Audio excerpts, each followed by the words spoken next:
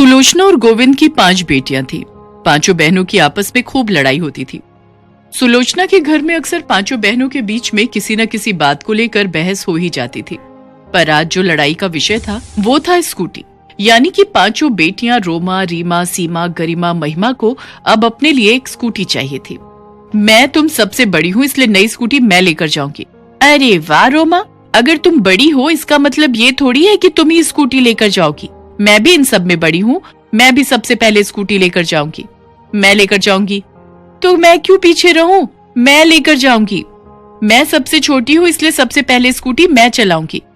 अरे बस भी करो, कितना लड़ती हो तुम लोग आपस में। अभी स्कूटी आई नहीं है, आने के बाद पता नहीं क्या हाल होगा। पहले अपने पापा को स्कूटी लाने तो दो। लगता है पापा आ गए। स्कूटी की आवाज आई। स्कूटी देखकर पांचों बहनें बहुत खुश थी। ये देखो, अब तुम पांचों इसके लिए लड़ना मत, बारी बारी से स्कूटी का इस्तेमाल करना और इसकी देखभाल भी तुम पांचों के जिम्मे रहेगी।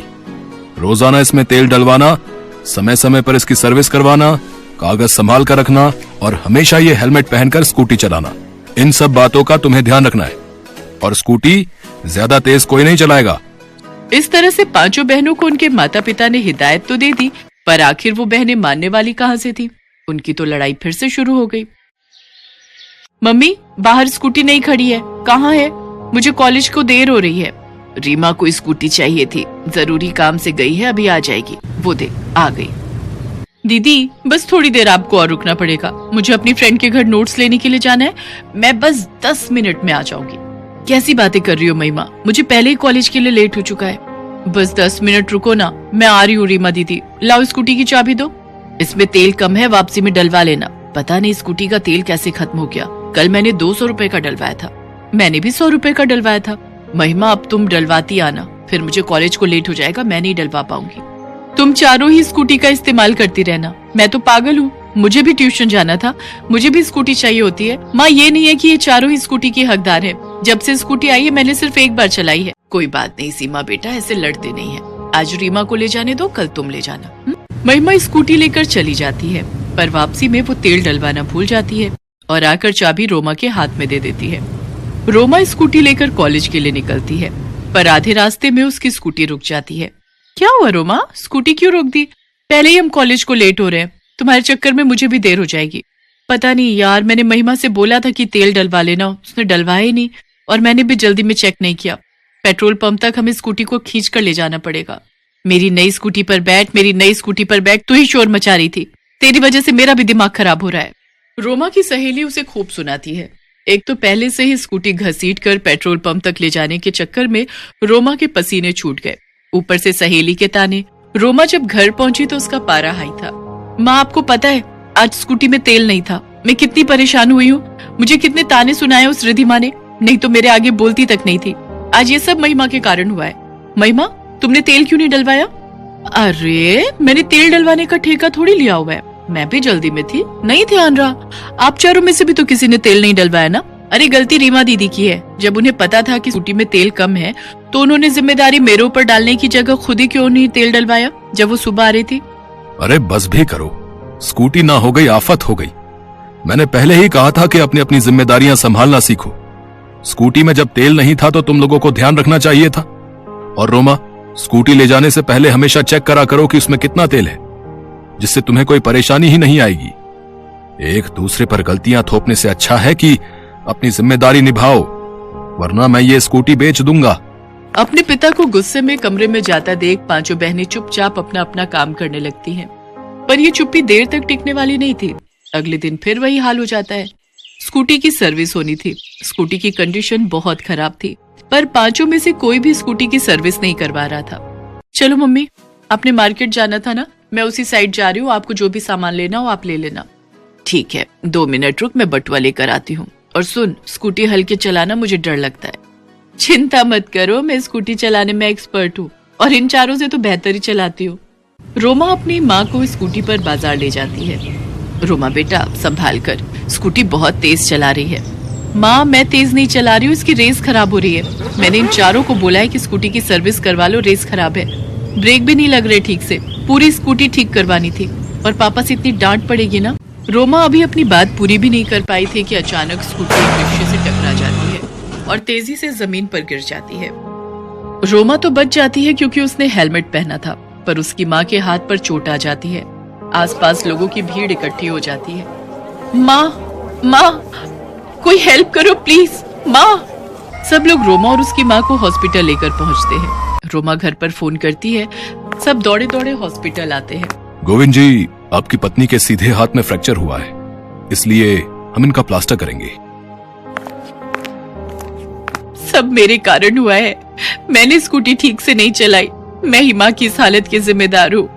नहीं नहीं रोमा, मैं भी गलत हूँ। मैंने स्कूटी की सर्विस नहीं करवाई। काश मैं स्कूटी की सर्विस करवा देती।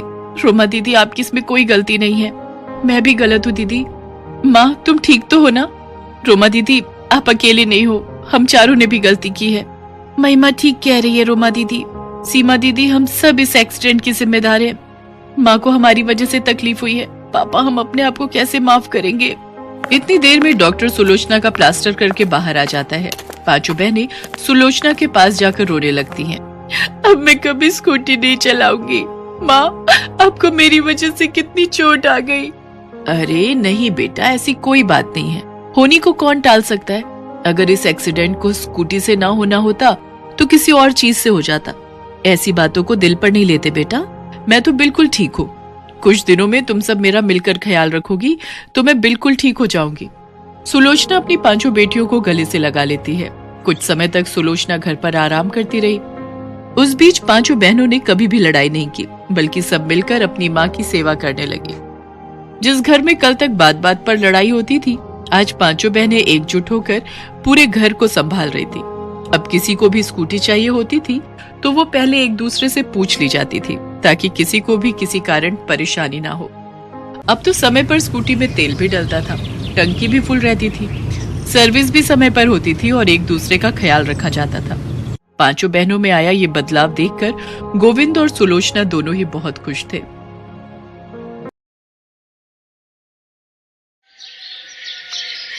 सरोज बहुत ही गरीब औरत थी। उसका पति रिक्शा चलाता था और वो घरों में सफाई बर्तन का काम करती थी। बेटे के लालच में सरोज की सास और पति पीछे पड़ जाते थे। इसी कारण सरोज आज 5 बेटियों की मां थी। सरोज हिम्मत करके एक दिन हॉस्पिटल गई और उसने चोरी छुपे बच्चा बंद करने का ऑपरेशन करवा लिया। उसी शाम उसके पति सुरेश ने उसकी बहुत पिटाई की। तेरी इतनी हिम्मत है? तू बच्चा बंद का ऑपरेशन करवा कर आ गई है? तू रास्ते में मर क्यों नहीं गई है? घर आने की जगह किसी गाड़ी के नीचे आकर अपनी जान दे देती। इतना बड़ा कांड करके आई है, अब कहां से मैं बेटे का मुंह देखूंगा है? कौन मुझे औलाद देगा है? करम चली, पहले तूने 5 बेटियां पैदा कर दी। एक उम्मीद थी कि कम से कम तू एक पोते का मुंह दिखा देगी, पर तूने वो उम्मीद भी तोड़ दी। आज मैं तुझे जिंदा नहीं छोड़ूंगा। नहीं, मुझे मत मारो, मुझे छोड़ दो, दर्द हो रहा है मुझे, छोड़ दो मुझे। सुरेश सरोज को खूब पीटता है। उसकी 5 बेटियां भी अपनी माँ को बचाने की कोशिश करती हैं। बापू, माँ को मत मारो, माँ को छोड़ दो बापू, माँ को छोड़ दो।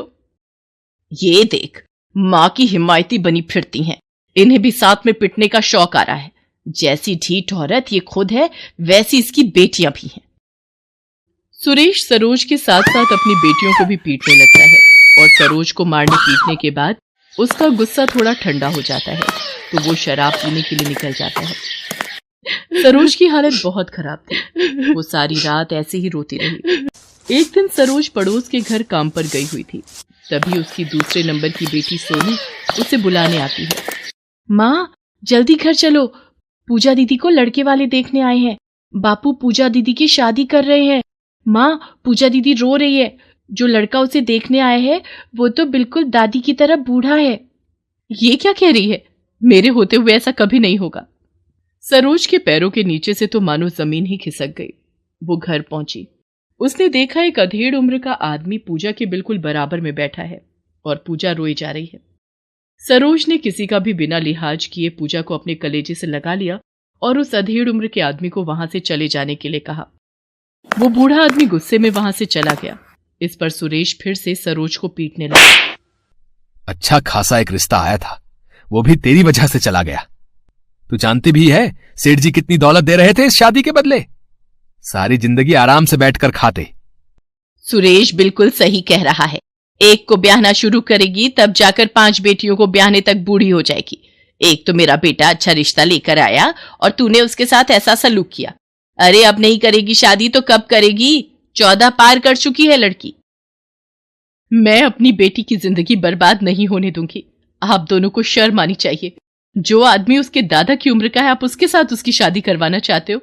आप लोगों को लालच ने इतना घेर लिया। आज तू मेरे हाथों से नहीं बचेगी है, तेरी जुबान बहुत लंबी हो गई है। सुरेश फिर से सरोज पर हाथ उठाता है। अब तो हद ही हो गई थी। सरोज अब इस दर्द भरी जिंदगी से तंग आ गई थी और एक रात सुरेश और सरोज की सास गहरी नींद में सो रहे थे। सरोज ने अपनी 5 बेटियों को उठाया और घर छोड़कर निकल पड़ी। सरोज को नहीं पता था कि आगे उसकी जिंदगी में क्या होगा। उसे तो बस अपनी 5 बेटियों की जिंदगी की चिंता थी, इसलिए उसने वो शहर छोड़ दिया। सरोज के पास थोड़े बहुत पैसे जुड़े हुए थे। वो अपनी 5 बेटियों के साथ पालमपुर की बस में बैठ जाती है। पालमपुर पहुंचकर वो एक होटल पर उन सबको रोटी और दाल खरीद कर खिलाती है। पर सरोज को कोई ना कोई काम तो करना ही था। वो होटल वाले से वही कोई काम मांगती है। भैया मुझे कोई काम मिलेगा? कोई भी छोटा मोटा काम मिल जाए मैं कर लूंगी। ठीक है, यहाँ पर बर्तन धोने और दिन भर की साफ सफाई करने का काम है, वो करना है तो कर ले। सरोज वहीं ढाबे वाले के पास बर्तन धोने और साफ सफाई का काम करना शुरू कर देती है। होटल के सामने ही बनी एक झुग्गी बस्ती में सरोज एक झुग्गी किराए पर ले लेती है और अपनी 5 बेटियों के साथ वहां रहने लगती है। सरोज पूरा दिन होटल में बर्तन और साफ सफाई का काम करती थी और महीने के जो भी पैसे वो कमाती थी उससे वो अपना गुजारा करने लगी। सरोज को अपनी बेटियों की आगे की पढ़ाई की चिंता थी। पहले वो एक सरकारी स्कूल में पढ़ती थी, पर यहां पर उसे कोई भी नहीं जानता था, इसलिए उनकी पढ़ाई अधूरी रह गई थी। एक दिन सरोज अपनी बड़ी बेटी पूजा के साथ किसी काम से बाजार जा रही थी। अचानक उसने देखा एक गाड़ी वाला एक स्कूटी को टक्कर मारकर भाग गया। स्कूटी पर बैठी महिला जख्मी हो गई थी। सरोज भागकर अपनी बेटी पूजा के साथ महिला के पास पहुंची। पूजा जरा हाथ लगवा, लगता है इनके सिर पर चोट आई है। गाड़ी वाला भी भाग गया। वो सामने ऑटो जा रहा है, उसे रोक, हम इन्हें अस्पताल ले चलते हैं।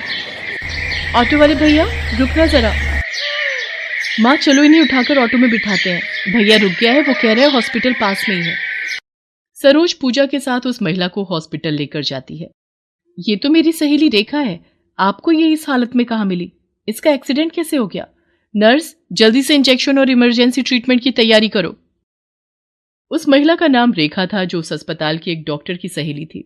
डॉक्टर को सारी बात पता चलती है। कुछ समय बाद उस महिला को होश आता है और वो अपनी सहेली डॉक्टर को सामने देखकर हैरान रह जाती है। प्रिया, थैंक यू सो मच, तुम्हारी वजह से आज मैं ठीक हूँ। रेखा, ये थैंक यू मुझे नहीं, इन मैम को दो, आज यही तुम्हें हॉस्पिटल लेकर आई हैं। रेखा जब सरोज को देखती है तो वो उसे धन्यवाद कहती है।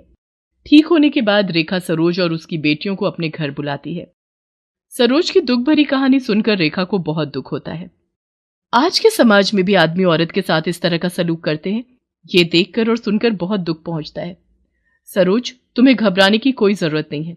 तुमने जीवन में अपनी बेटियों के लिए जो भी फैसला लिया है वो बहुत सही है और इनकी पढ़ाई की बिल्कुल चिंता मत करो। मैं और मेरे हस्बैंड यहीं पालमपुर में एक स्कूल चलाते हैं। मैं तुम्हारी 5 बेटियों का एडमिशन वहां करवा दूंगी और हमें अपने स्कूल के लिए एक केयर टेकर की भी जरूरत है। तुम चाहो तो स्कूल में केयर टेकर का काम कर सकती हो, जिससे आराम से तुम्हारा परिवार चल सकता है। शुक्रिया मेम साहब, आपने मुझ गरीब और मेरी 5 बेटियों पर इतना बड़ा एहसान किया है, ये मैं जिंदगी भर नहीं भूलूंगी। आप जैसे फरिश्ते अगर इस दुनिया में हो तो इस दुनिया में भगवान पर विश्वास और बढ़ जाता है। सरोज की जिंदगी उस दिन से नई करवट ले लेती है और उसकी 5 बेटियां स्कूल जाने लगती हैं और सरोज भी उसी स्कूल में मेहनत करके अपनी बेटियों के साथ खुशी खुशी रहने लगती है। आज उसकी हिम्मत के कारण उसकी बेटियां सुरक्षित थीं और अपने जीवन में सफलता के रास्ते पर बढ़ चुकी थीं।